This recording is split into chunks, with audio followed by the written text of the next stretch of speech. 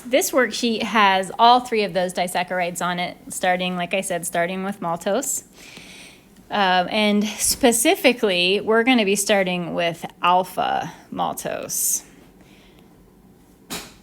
And what we are going to do on this worksheet is really look closely at how the two monosaccharides come together to make alpha or beta maltose. So what I've drawn over here on the left side, these are the two glucose molecules. Remember, maltose comes from glucose and glucose combining together. And specifically, let's get very specific with this glucose. This is D-glucose. And let's get even more specific. If we talk about the anomeric carbon, and you can see that the OH on the anomeric carbon is down with the fish. So this is alpha D-glucose. And same for this guy over here. They're both alpha D-glucose. Now maybe you remember that the alpha is not necessarily guaranteed. So when they close up to be that cyclic structure, they could be closing into either the alpha or beta form. In this combination of the two glucose molecules, the one that we're drawing on the left is going to serve as the hemiacetal, and the one that we're drawing on the right-hand side is going to serve as the alcohol. So we should find the hemiacetal functional group in glucose. And there's a lot of oxygens in glucose, so that makes it harder to find the hemiacetal functional group. But what we're looking for are two oxygen atoms that are separated by only one carbon atom, and that is right here. The two oxygen atoms that are separated by only one carbon.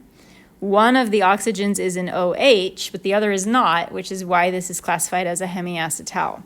So this area right here is the site of reaction for the glucose that we have drawn on the left-hand side. Now, the glucose on the right-hand side is going to be serving as the alcohol in this reaction, and it's going to be using this OH group right here specifically. So this is where things are going to get kind of crazy. I'm going to draw up here a little hemiacetal that we can look at to kind of help us understand exactly what's going on. Little hemiacetal and a little alcohol, and when they come together to make an acetal, we're going to get this sort of a thing. And let's highlight the alcohol so we can see where it goes in this reaction right there. So what we can focus on when we're looking at the little guy up here, the hemiacetal, which is all of this stuff right here, this is how much is being kept from that hemiacetal. So what we're losing with the hemiacetal is this OH group. And down here, that means we're going to be losing this OH group as well. I'm going to start partially circle it. And then what about for the alcohol on our little drawing up here? So we've got this guy right there. That's what's going on with the alcohol. And what's the alcohol losing? The alcohol is losing this hydrogen. So the alcohol is losing, it would be a lot easier if I drew it like this, just so I can have them side by side. So the alcohol is losing this hydrogen right here. This part of these two molecules is going to be lost. And it is, if you notice it, that's a OH and an H, that's a water molecule. So a water molecule is going to come out of this process of joining these two monosaccharides together. So we're ready to look over here on the product side, and we've got these two monosaccharides that are sort of drawn. Notice that they're missing stuff in this area right here that we're going to fill in what happens. So let's go back to our monosaccharides. Look at the hydrogens. Nothing has happened with those guys. So let's draw them in. They have not made any sort of change. They're still there. And then also notice we've got this oxygen right here. Look at that oxygen. It's still there. So all that's left is we're going to not draw this stuff, but we need to form a connection between this carbon right here and this oxygen over there, like that. So that is the connection between these two monosaccharides. That's what puts them together and makes them a disaccharide. And I want to make that look prettier, kind of center that so it looks beautiful. That connection is called, so this specifically, this bond right here is called a glycosidic bond. Glycosidic bond is a pretty generic term for the connection between two monosaccharides in a disaccharide. And glycosidic bonds take a lot of different shapes and a lot of different forms. There's a lot of different ways that you can bring two monosaccharides together. So glycosidic bonds are often described with letters and numbers that describe exactly how they're connecting the two monosaccharides. This glycosidic bond is a 1,4-alpha. And so that's the notation that your textbook uses. Sapling uses a different notation that looks like this. So this is how Sapling would write it. A little bit different, but it means the same thing. And let's understand now what the 1 and the 4 and the alpha are referring to.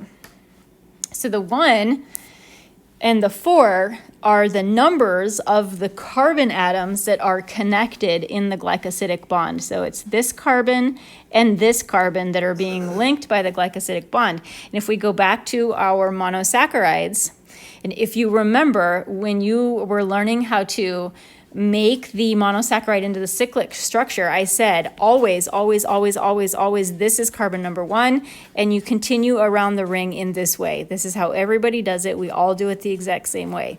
So this is carbon number 1,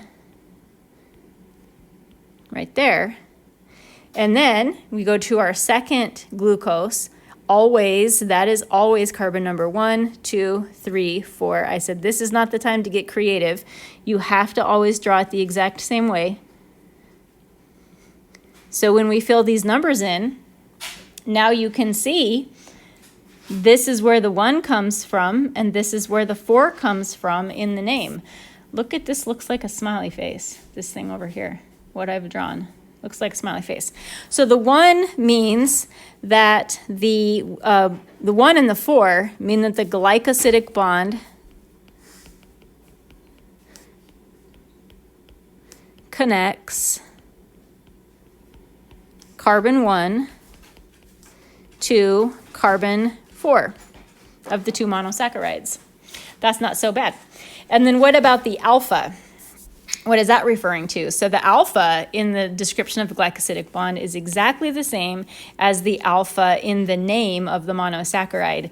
Since the monosaccharide's OH group was down, and we called it the alpha anomer, and this oxygen is still pointing down right here, that is an alpha glycosidic bond. So the alpha means that carbon number 1, when we're looking at carbon number 1, the oxygen on carbon number 1 of the 1,4 part is alpha. You have 2 carbon number 1s in a monosaccharide. You have the carbon number 1 from the ring on the left, and you have the carbon number 1 for the ring on the right. But when you're assigning alpha versus beta for the glycosidic bond, you are looking at the carbon number 1 of the glycosidic bond only, which hopefully makes sense. So the last thing that we're going to talk about is the name of the disaccharide. And I already told you that it's maltose. We already know that. This specifically is alpha maltose. Now this time when we're using alpha maltose, it has nothing to do with the glycosidic bond. This alpha definition has to do with this OH right here at this particular point. So this, again, the anomeric carbon, which is always going to be the very right hand, furthest to the right carbon. The OH group on that guy is pointing down, and so this is the alpha anomer of maltose, remember when these rings close up, those OH groups could be pointing either up or down. So the next question that you have here is, how would beta maltose be different? What would that structure look like?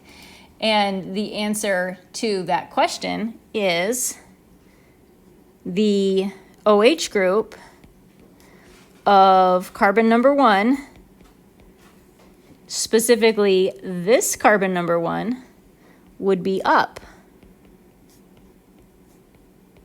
instead of down.